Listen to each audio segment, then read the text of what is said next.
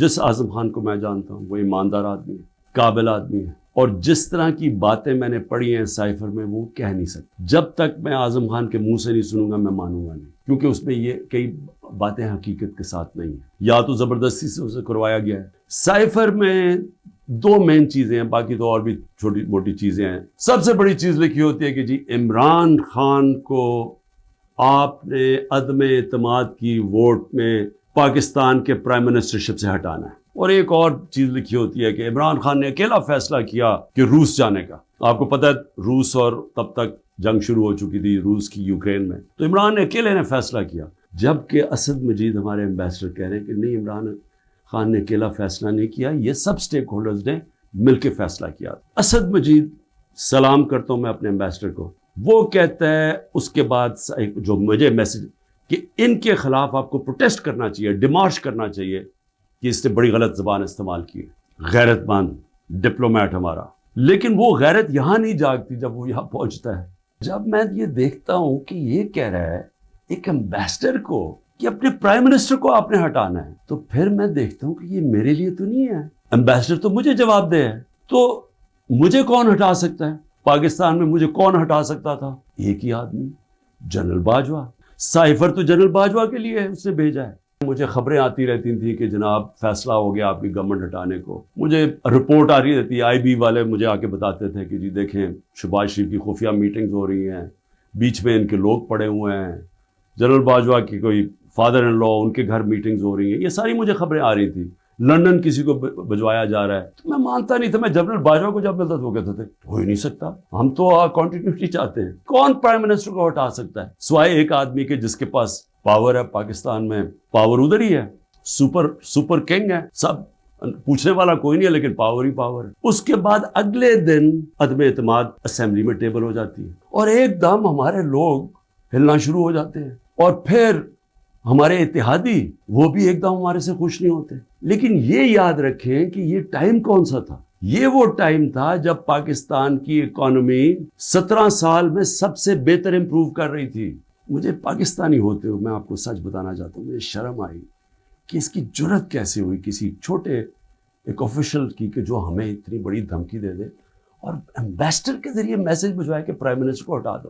لیکن اس کی غلطی نہیں تھی، شرم یہاں نہیں آ رہی تھی۔ جن لوگوں کی ذمہ داری تھی کہ قوم کی حفاظت کرنا، جس آدمی کی کہ قومی وقار کو بچانا، قومی غیرت، وہ ساتھ ملا ہوا، یعنی یہ سارا پلان ادھر سے شروع ہوا تھا۔ میرے اوپر غداری کا پرچہ کر دیا ہے کہ جنرل فیصل نذیر کو میں نے ڈرٹی ہیری کیوں کہا، سائیکوپیتھ کیوں کہا، میرے اوپر غداری کا پرچہ لگ جاتا۔ میں پھر سے کہتا ہوں کہ اگر ہم نے یہ کرنا ہے اپنے ملک کے ساتھ کہ کسی ادارے کو، اگر میں کسی جج کی بات کروں گا تو میں ساری جوڈیشری کے خلاف ہو گیا، اس کا مطلب کیا؟ میں پولیس کے خلاف کروں گا تو ساری پولیس کو میں نے برا بھلا کہہ دیا۔ یہ تو ہم اپنے ملک کو تباہ کر رہے ہیں۔ یہ پلیز میری قوم، آپ یہ سمجھ جائیں ایک بات، اگر معاشرے سے آپ تنقید ختم کرتے ہیں، آپ معاشرے کی قبر کھود دیتے ہیں۔ چیف جسٹس صاحب کو میں نے وہ سائفر بھیجا کہ جی اس کے اوپر انکوائری کروائیں، نیشنل سیکیورٹی کاؤنسل کے سامنے رکھا، نیشنل سیکیورٹی کاؤنسل کے سامنے 30 مارچ کو میں نے رکھا کہ جی یہ ہے، سارے آرمی چیفز بیٹھے ہوئے تھے، سروس چیفز بیٹھے ہوئے تھے، سب کے سامنے رکھا کہ یہ اس نے لکھا ہے، اور آپ کا ایمبیسڈر کہہ رہا ہے کہ ان کو پروٹیسٹ کرو، کہ یہ کسی کی جرت نہیں ہونی چاہیے اس طرح کا، کسی بھی ایک ملک کو، آزاد ملک کو اس طرح کا زبان استعمال کرنی۔ انہوں نے کہا جی ہاں مداخلت تو ہوئی ہے، تنقید کی، امریکہ کو پروٹیسٹ بھی کیا نیشنل سیکیورٹی کاؤنسل نے 30 مارچ کو۔ میں حیران ہو گیا کہ صرف جی ہم ڈیمارش کرتے ہیں، آپ انکوائری کرنی چاہیے تھی، پوچھنا چاہیے تھا، لکھنا چاہیے تھا کہ اس نے کیوں یہ کہا۔ اور انکوائری جب ہونی تھی تو ایک آدمی نے سامنے آ جانا تھا، جنرل باجوہ نے۔ مسلسل یہ جناب ان کی میٹنگز ہوتی تھی، ان کی وہ چارج افیئر سے ملتے تھے۔ کیا ISI کو نہیں پتا تھا کہ پچھلے 3 مہینے کے اندر ہمارے پارلیمنٹیرینز، ہمارے PTI کے بیک بینچرز اور یہ اپوزیشن لیڈر سے بار بار امریکن ایمبیسی میں جا رہے تھے۔ ارشد شریف نے پورا پروگرام کیا، بتایا کہ کون سے دن کون سے لوگ گئے۔ راجہ ریاض کا بتایا گیا، کیا راجہ ریاض وہاں فورن پالیسی ڈسکس کرنے گیا تھا؟ جو سب سے پہلے بھاگے وہ امریکن ایمبیسی جا رہے تھے، کیا ان کو نہیں پتا تھا؟ اس کے حصہ تھے، سازش ہو رہی تھی کسی طرح عمران خان کو راستے سے ہٹایا جائے۔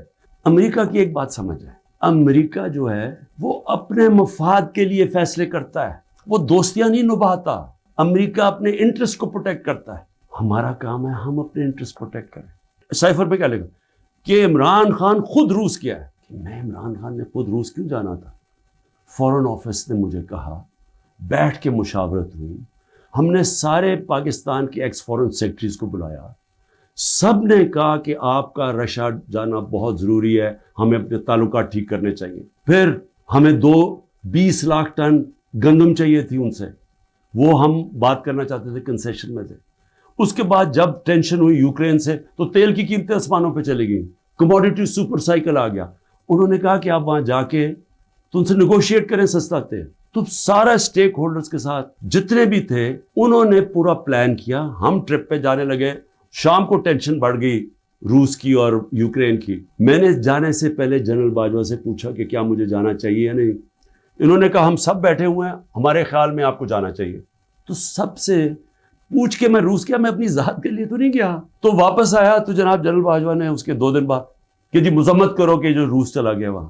فورن آفس بھی بیٹھا, ہمارے مین لیڈرز بیٹھے ہیں. ہم نے کہا کہ ہندوستان تو مذمت نہیں کر رہا, وہ تو ان کا اسٹریٹجک ایلائی ہے, وہ تو نہیں کر رہا, ہم کیوں کریں. اور ہم ان سے ڈیل کر کے آ گئے تھے سستا تیل پہ اور سستی گندم پہ. اس کے بعد جا کے ایک نیشنل سیکیورٹی کا سیمینار ہو رہا ہے, جنرل باجوہ بیٹھ کے کہتا ہے جی عمران خان ہم روس کی سخت مذمت کرتے ہیں. گورنمنٹ کی پالیسی کے خلاف جا کے سٹیٹمنٹ دے دیتا ہے. اس کے بعد حسین حقانی کی ٹویٹ آتی ہے, وہ کہتا ہے جنرل باجوہ پرو امریکہ ہے اور عمران خان اینٹی امریکہ ہے. بعد میں ہمیں پتہ چلتا ہے کہ ہم نے $30,000 دے کے حسین حقانی کو جنرل باجوہ نے ہائر کیا ہوا تھا ہماری گورنمنٹ کے دوران. وہ بعد میں جب ان کا فیرا, ان کا ایک ادارہ ہوتا ہے جو آپ کو رجسٹر کرنا پڑتا ہے لابیز کو, اس میں پتہ چلتا ہے بعد میں ہمیں. تو میرا اپنا ہی آرمی چیف میرے خلاف لابی کر رہا تھا, ان کو بتا رہا تھا میں کتنا برا ہوں. کوئی فکر نہیں ہے ملک کدھر جا رہا ہے, کوئی اس وقت فکر نہیں کہ ملک کے سارے ادارے تباہ ہو رہے ہیں. سارا صرف ایک 1 پوائنٹ ایجنڈا ہے کہ عمران خان کو کس طرح ڈسکوالیفائی کرنا اور جیل میں ڈالنا ہے, یہ ایجنڈا ہے. اس کے اندر یہ سائفر بھی آ گیا. یہ نہیں ان کو پتا کہ سائفر میں ان کی تباہی ہے, کیونکہ یہ سب ملوث تھے اس میں. یہ شہباز شریف بھی تھا, زرداری بھی تھا, ساروں کو پتا تھا سائفر کا. سارے میٹنگز کر رہے تھے امریکنوں کے ساتھ.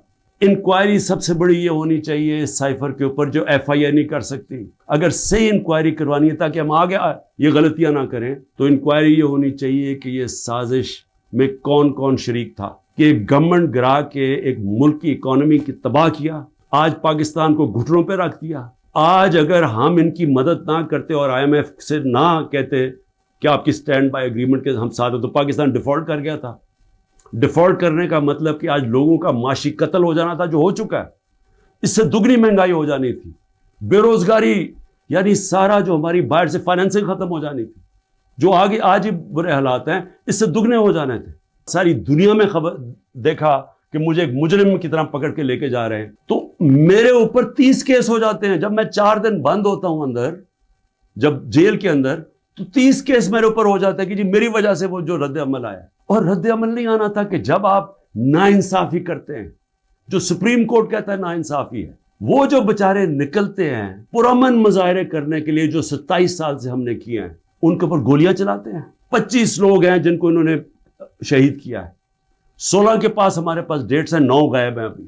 3 لوگوں کی ٹانگیں کٹتی ہیں, ایک آدمی پیرالائزڈ ہے اس وقت, کمر میں گولی لگتی ہے. اور یہ کیا کرتے ہیں اوپر سے انہی کے اوپر کیس بنا دیتے ہیں. ساری دنیا کے اندر اب جب ایک کوئی پولیس کی گولی لگی تھی نا ایک فرانس کے اندر, 4 دن سارے فرانس میں آگ لگی, 100 بلڈنگز اور گاڑیاں جلا دی لوگوں نے. تو آپ کو پوچھ نہیں رہا کہ آپ پاکستانی نہیں تھے, اور 100 لوگوں کو گولیاں اور لگتے ہیں, اور جن کو ایک کو جس کو گولی لگتی ہے ٹانگ کٹ جاتی ہے اس کو پکڑ کے جیل میں ڈال دیتے ہیں. حکومتیں چلتی ہیں اخلاقی قوت پہ, ڈنڈے مار کے جانور چلتے ہیں, ڈنڈے مار کے نہیں چلوا سکتے آپ لوگوں کو اگر آپ یہ سمجھتے ہیں کہ اس کی ظلم کی وجہ سے یہ چوروں کو تسلیم کر لے گی قوم, جو 30 سال سے ملک کو لوٹ رہے ہیں, جن کے پیسے باہر پڑے ہیں, جن کی سارا یہ جیسے انہوں نے اقتدار سے لے کے پھر باہر بھاگ جانا ہے, تو اگر یہ سمجھتے ہیں کہ لوگ اس خوف کی وجہ سے ان کو تسلیم کر جائیں گے, مجھے ترس آ رہا ہے ان لوگوں کے اوپر جن کی یہ سوچ ہے.